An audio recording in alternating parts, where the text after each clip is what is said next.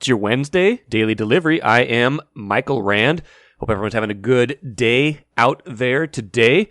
Nice, unseasonably nice weather. I don't know if this is unseasonable or not, I guess. I don't track day by day, week by week, what it's supposed to be like, but it feels like it's been pretty nice here this October, and it's supposed to be pretty nice for the foreseeable future as well. I have been looking ahead to the slightly extended forecast just because I've got young kids trick-or-treating, and trick-or-treating the Halloween looks like it's going to be a very pleasant evening for that. So anyway, not here to talk about the weather, just saying, hey, let's appreciate this right now because it's not always this good this time of year. Appreciate what we've got.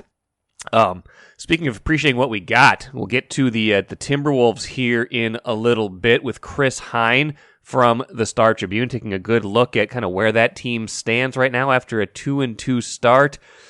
Chris and I did not get into Popeye's Gate, but I will get into that a little bit as well. And we will we've unraveled the mystery of exactly where Hugh McCutcheon, Gophers volleyball coach, is going after the end of this season. He announced that he is stepping down as head coach after this year, and the mystery will not lead him very far at all from where he is right now. So we'll get to that at the end of the show. First, though, what did I miss? Got to talk about the Wild because we've been pretty hard on them at the start of this season. And rightfully so. I mean, they gave up 20 goals in their first 3 games, all of them at home, all of them losses. But they've started to figure things out a little bit more. Had 3 points in their last 2 games before they played at Montreal on Tuesday night, and then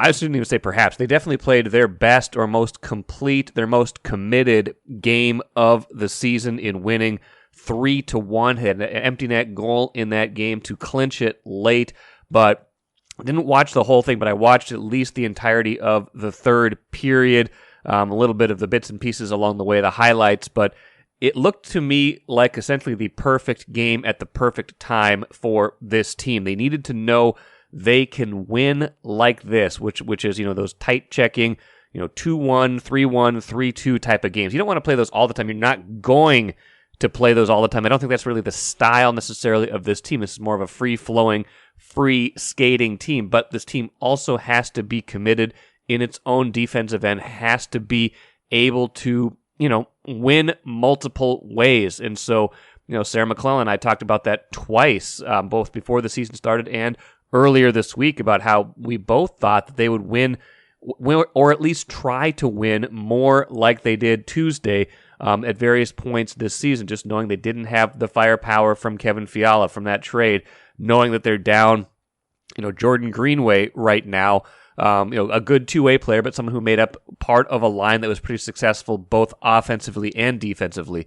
And she was of the mind that some of that might be more offensive puck possession, and they certainly had a good deal of that, especially in the first 2 periods. But being able to lock a team down in the third period, especially a quality or a team with potential to get after you offensively like Montreal, especially a team that's been very good on its home ice, to be able to lock them down, give up not too many chances, but also be able to depend on Marc-Andre Fleury when the chances come. He stopped a penalty shot last night. He made a bunch of other important saves in the middle of the game, a few of them in the third period, but really in the third period, a lot of it came down to defensive execution, to defensive zone play, and just being able to win like that, now getting 5 points in their last 3 games after getting 0 in the first 3, feeling a lot more like the team we might have expected to see at the start of the year, and certainly that head coach Dean Evason wants to see. Here was Dean Evason after the game. Well, we played more like we play, right? And we talked to the guys about embracing the way that we played here tonight. That's how we have to play, a gritty, determined game, and against a real good offensive hockey club that put a lot of pressure on us, and we did a lot of good things in the areas that we haven't done good things, as far as defending and managing the puck very well tonight. And obviously Flower was good, but we did a lot of good things defensively as well. So yeah, just one game, of course, but probably some things they can take out of this game going forward, being rewarded for this kind of effort, this kind of game is important. Seeing that you can win like this is important. Knowing you have that in your bag, that is important always in situations like this. Knowing that you're not just going to have to beat teams 5-4, that you can depend more on Marc-Andre Fleury now. He's given up, I believe, 8 goals in the last 3, which is much better than the way he started this season, and really helped them win this game. So maybe things are starting to smooth out a little bit for that team. We'll see. I mean, everything's subject to change, but felt like that was the important game, the right kind of game at the right moment for the Wild, and it was nice to see if you are a Wild fan, and certainly if you are on the Wild bench. Take a playcation to Mystic Lake. With 24/7 gaming, the good times never have to end. And you can satisfy your cravings at our restaurants and bars. Or relax in one of our luxurious hotel rooms. Those that play together, stay together. And don't forget to join Club M so you can spark new memories and bask in the rewards along the way. Follow the lights to Mystic Lake, where every day is play day. Let's bring in Chris Hine right now, covers the Timberwolves for the Star Tribune. Did not get booed off the court on Monday. He wrote a nice game story, and will write a nice advance that you'll see Wednesday in your Star Tribune and on StarTribune.com in advance of the next chance to play the Spurs. But my goodness, Chris, this team is 2-2 right now, so the sky is not falling. But the way that they've lost these 2 games at home to Utah and San Antonio, ostensibly 2 teams that are rebuilding, although they're both playing reasonably well early in the season. A little bit troubling and leading to, like I said, getting booed off the court. As you see it, what did you see in particular on Monday that was worthy of the fans' ire? I think fans just in general you sensed a effort factor that just wasn't there. You saw a San Antonio team that came out better prepared, seemed to be trying harder than the Wolves were. Now, the Wolves were on a tail end of a back-to-back, but, in a year in which you're trying to compete for a top 4 seed in the Western Conference, right? You can't let the fact that you were on a back-to-back be a crutch. And, 2 familiar problems keep popping up for this team from last year, even though, Rudy Gobert is on the team this year. And one of them that I wrote about for Wednesday's paper, which is on their awful transition defense and defensive rebounding, which still hasn't really gotten all that much better, even with Rudy Gobert having a strong start to the season on that end. So you're seeing familiar problems that you thought could have been addressed. So I understand the fans' frustration. You're seeing kind of exactly where they left off at the end of last season, even with a different roster out there. Well, let's talk about the opponent fast break, because I was just looking at before we started recording, Timberwolves 29th out of 30 teams right now in transition defense, essentially allowing 21 opponent fast break points per game. And I believe it was 24 against San Antonio. And all of those were in the first 3 quarters where San Antonio built that 30-point plus lead. And that's an effort thing to a certain degree. I'm sure there's other factors as well. But, from your perspective, as you're watching it and as players have addressed it, Chris Finch has addressed it, that's mostly effort, or are there things that they can do differently in terms of, scheme, stuff like that? Or is that just an effort thing? I think it's a little bit of both. I think one, it starts with shot selection. Anytime you make a basket, first of all, it's going to be harder to run on you. So you can do yourself a favor by getting good shots and, making more of them. That's number one. Shot selection also just, guys could be out of position or whatnot. The offense might be kind of out of whack, and before you know it, it's a long rebound and the team's going the other way. They're already at a disadvantage in transition defense because they have 2 bigs on the floor at a time. So that's already a little bit behind the 8 ball, and teams are going to try to attack this every night against them. Rudy Gobert was talking last night about some of the other things that they need to do defensively, which is better communication first and foremost. People just calling out, identifying the ball, somebody, dropping to the rim. It seems like they're having issues trying to figure out who's going to go where once they get down to the other end of the floor. So they have to clean that up in coming days here.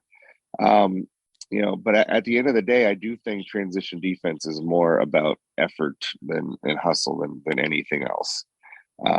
That's just my personal 2 cents.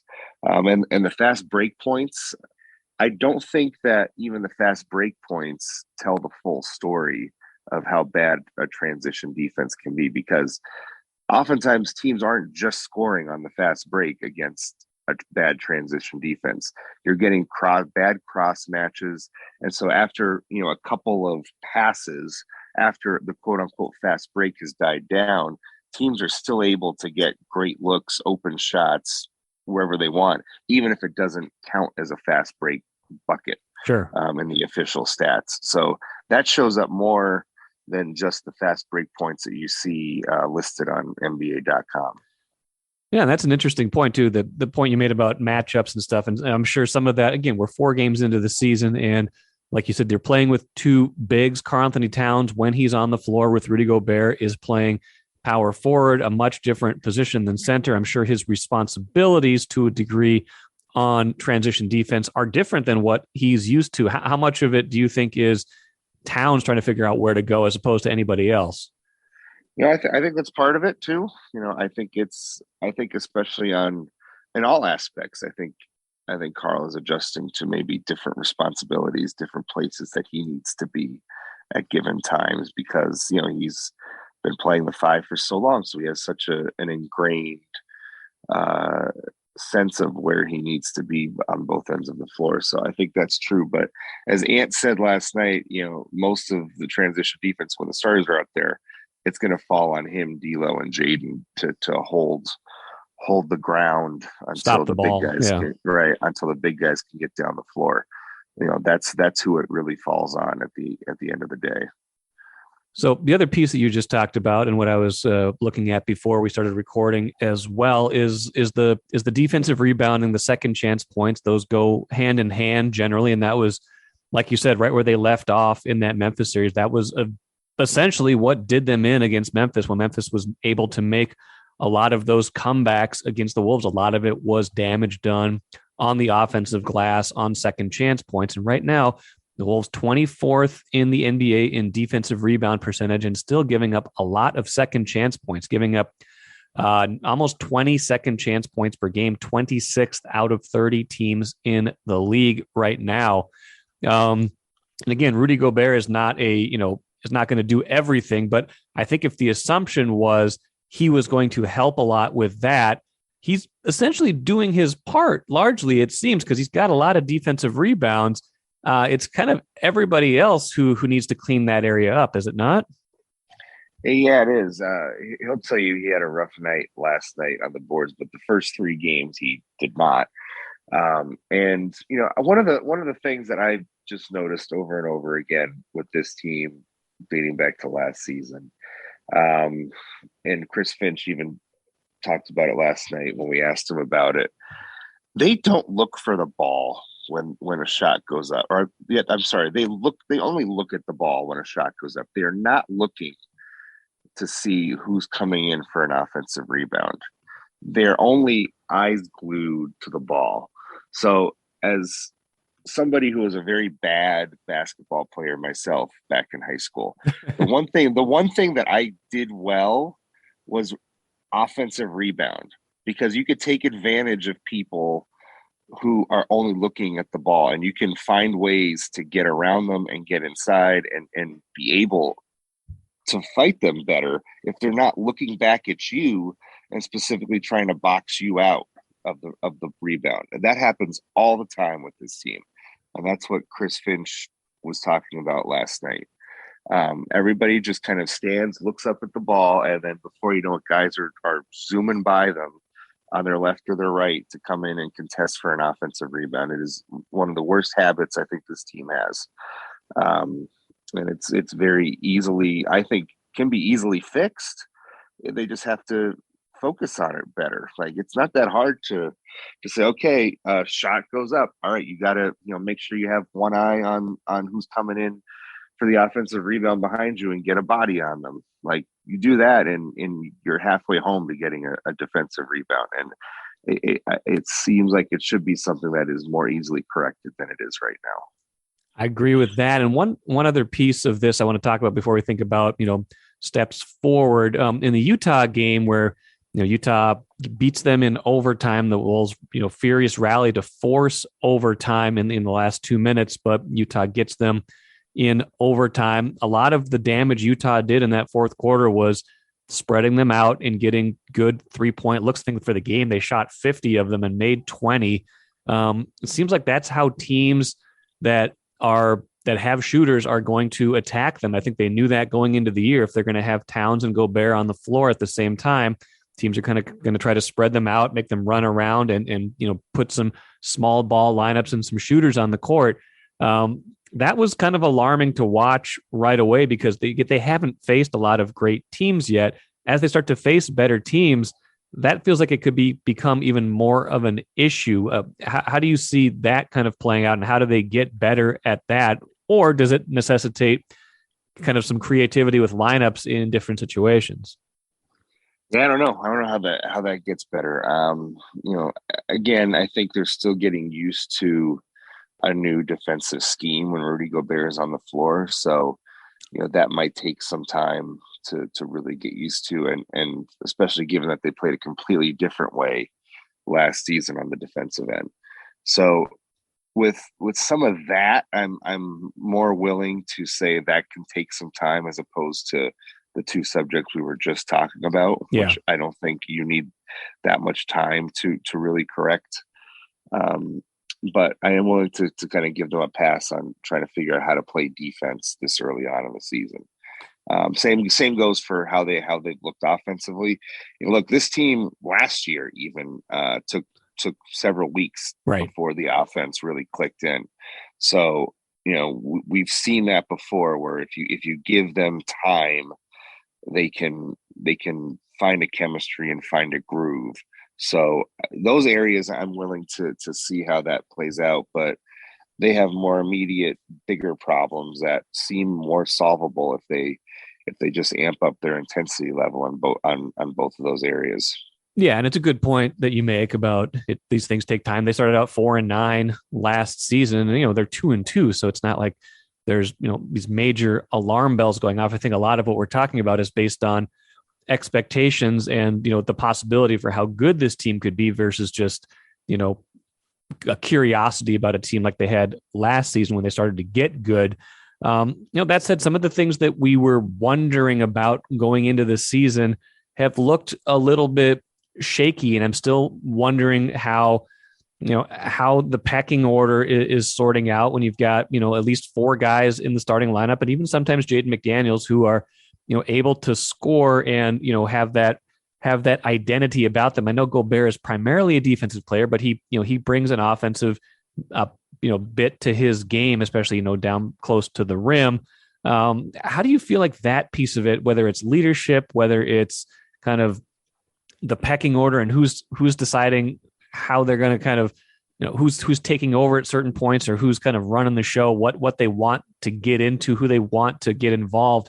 It feels like it's been a little bit clunky so far, maybe expectedly so, but I'm hoping to see that be a little bit smoother as time goes on. Yeah, it is. It's definitely clunky, and you see that sometimes, or at least it shows up kind of in their late game offense, where it becomes less free flowing movement and more ISO ball. I'm going to try to just get a bucket here in this situation. That's where it really shows up, and that's been an issue in some of these close games they've had. They just, it's okay. The offense is broken down. I'm just going to dribble around, or if you're Karl, make a move in the post or something and try to just get a bucket myself, because I'm such a good individual player that I can still operate outside of the framework of the offense and score for us. So there's a lot of that going on. There's a lot of, when you're starting a lineup, there's a sense of you still have to get your numbers, I think. Yeah. And I think that's kind of where they may be operating as well. Ant referred to Finch telling them they need to be more selfless out there on the floor. So that was a big problem for them last year too. Again, it's very similar to what happened in the early part of the season last year. And again, it eventually did click in, and they started playing a lot better. So, with kind of Rudy Gobert in the mix, you kind of have to relearn how to play the offense around that. So again, that seems like there's more of a learning curve as they enter the season here than again other things that should be taken care of. Who has a bigger hill to climb, do you think, here? Is it Chris Finch figuring out how these pieces fit together, or is it the players themselves trying to, do what he wants them to do? He can only, do so much in terms of, setting up schemes and showing them how he wants them to play. Who do you think the burden falls on more here to kind of get this thing where they want to see it? I think it's fairly 50-50. I think with Finch, he has shown an ability to adapt schemes and kind of structures around the personnel and what they do well. He did that last year. So, I think as you get more games under their belt, more time on the floor, I think, maybe you'll see him make some changes and adjustments. But, the players also have to be willing to, D'Lo said it before the season. Rudy said it before the season. Ant was talking about it last night. Some of these guys are just going to have to maybe sacrifice their numbers on a given night, for whatever matchups may be working, for whatever might be happening offensively. Somebody's going to have to be okay with maybe not reaching double figures or only getting like 11 or 12 points and in the name of the team winning instead of, trying to play ISO ball because you're stuck at 7 points late in the third quarter and you want to get to 15 by the end of the night or something like that. Like they're going to have to be okay with this. And, you saw it the other night, like, D'Lo, I think, only had like 6 or 7 points in that Oklahoma City win on Sunday night. Right. But, that was, he sat on the bench in the fourth quarter in the name of the bench unit going out and dominating. So they didn't need to bring him back in. That was a case where he wasn't on the floor, so he couldn't physically, score. But you need more of that in the half court offense when they're on the floor. You need more, okay, Carl's got it going tonight. He's got a good matchup. We're gonna focus around him. Or Ant's really good at driving to the basket, and that's not to say that D'Lo specifically needs to be more selfless. They all do. But that's what I'm talking about. Is there might be nights where you just aren't filling it up on the stat sheet, but somebody else is, and you got to let them go because that's working. Yeah, and that's interesting because the person who seems most just in terms of where he is in his career, it seems like Towns is in the best position to be deferential. And I think he kind of has been so far in a lot of the games this season, but maybe to a fault to a certain degree because he's still their best offensive player. He's still their most efficient offensive player. But then you look at Edwards, who's, year 3, still trying to ascend, still, playing for his next contract, playing to be, the superstar in the league. You've got D'Lo in a contract year.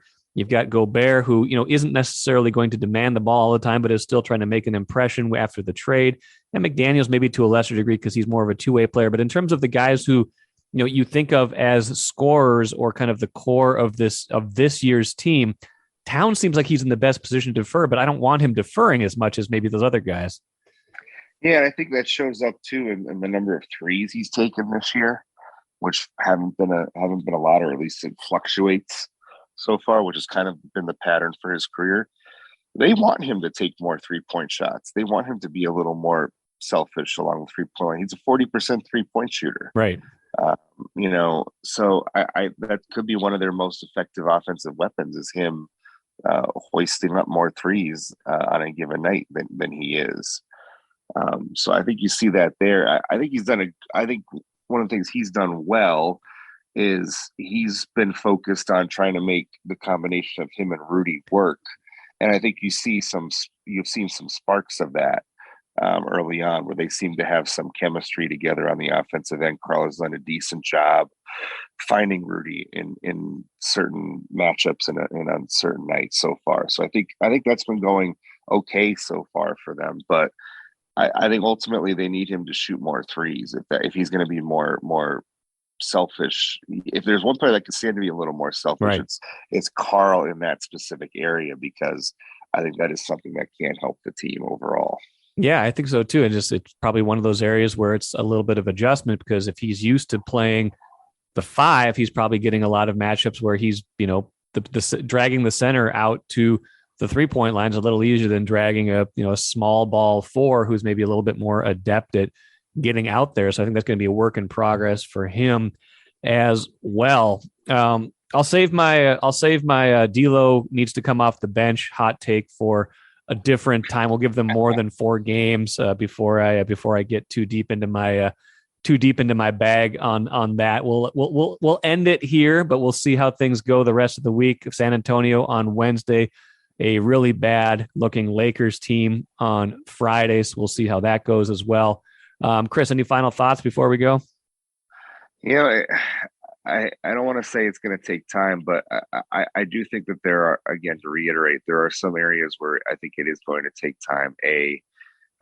But I think this was one of the scenarios you could see playing out early in the season where things just weren't clicking. Old habits were showing up, and all of a sudden you're getting boos at Target Center. This was not out of the range of outcomes for this early part of the season, especially when you're playing a perceived soft schedule that you should be, beating up on a nightly basis. So to have it start this way is not surprising for me, but it is a little bit stunning that some of these habits that seem like they should be cleaned up are popping back up again. Indeed. Well, we'll see if they can smooth those out and how long it takes, and really whose team this becomes, because I think to a certain degree, I wouldn't call it a leadership void, but I still think they're looking for a packing order. And maybe, again, like you said, that takes some time. Chris, good stuff. We'll follow all of your work. Tribune, startribune.com. We'll talk again soon. Thank you, Mike. As a postscript to that conversation with Chris Hine, which I thought was really good. Chris does a great job, of course, covering this team. It was kind of a viral thing that went on Tuesday after Chris and I talked, but a few different accounts posted Karl-Anthony Towns after the Spurs game talking about Anthony Edwards, ways he can help him, and he started talking about Anthony Edwards' diet, about how he is eating. Let's play the clip from Kat right now. Maybe I could do a better job of teaching him how to take care of his body, diet and everything, so that'll be on me. I know y'all think it's funny up here when he talks about Popeyes, that doesn't make me happy to hear. We're high level athletes, so I didn't love that. I think if Kat has an issue with the way Anthony Edwards is taking care of his body, you probably don't want to air that grievance in a reporter setting. I mean, we love it. We love it when people say things like that. It gives us something to talk about, but I don't think that's the right venue to bring that up. Bring that up to Ant privately. That's fine. I mean, maybe he has. I don't know. But I don't think you should also do it publicly in that vein, because then it creates this idea of, even if he's trying to be a little bit funny, talking about Popeyes, things like that, and Ant has been no stranger to loving Popeyes chicken. He's even done some, I think, promotional work for them. Even if he's just kind of, kidding or kind of trying to make it humorous, it doesn't rub me the right way. It makes me think there's something there, or that the team chemistry, whatever it is at the early part of the season, is there something, that they're getting on Ant about, that they want more from him? And if they do that behind closed doors. Don't do it in this kind of passive aggressive through the media kind of way. So I'll be interested to see how or if this becomes more of a thing as time goes on, or if it's just a one-off, one-day throwaway line. I don't know. But I will watch Wednesday's game slightly differently, with a rematch with the Spurs slightly differently, watching those two on the court, watching the dynamic, watching Ant, listening to Ant post-game, hearing what he might have to say about this. So just keep an eye on it. I don't know. Might not be that big of a deal. We like to blow things out of proportion as people will say. Even Cat like to blame the media for having fun with Ant and all of his fast food stuff. So we will see. But just keep an eye on that. Remember that if things get better or things get worse as the season goes along. Let's finish with the cooler. Hugh McCutcheon staying with the Gophers athletic department. He announced that he was stepping down just last week, I think, last Sunday. He is going to be an assistant athletic director for the Gophers, a brand new position that's been created for him. He's going to be into the newly created role of assistant AD/sport development coach. Sounds like a great use of Hugh McCutcheon's talent. Sounds like a great role for him as kind of a coach, mentor kind of role, helping a lot of different coaches at the U to kind of add value in that way. So, and probably good for him too. Maybe a different phase of his life, ready to slow down a little bit, not have to travel as much, things like that. So he has earned that right to do that, and so good for him. Good for the Gophers to carve out that role. Kind of strange that they did all the left it kind of open-ended, like what was he going to do? I'm sure this was in the works long before he announced that he was stepping down, but maybe him stepping down allowed us to give him his due, and now we're finding out what he is going to be up to in the next chapter of his life. But congrats to him, congrats to the Gophers. It sounds like it should be an interesting partnership, and mystery, at the very least, solved. That will do it for today. Randy Johnson should be on Thursday's show talking Gophers football. Also posed an interesting question to Thomas Rush from the Gophers football team during the weekly media access session on Tuesday. You'll hear from him on Thursday's show, as well as the Gophers try to snap that 3-game losing streak this Saturday against Rutgers. Thank you all for listening again. I'm Michael Rand, back at it again on Thursday.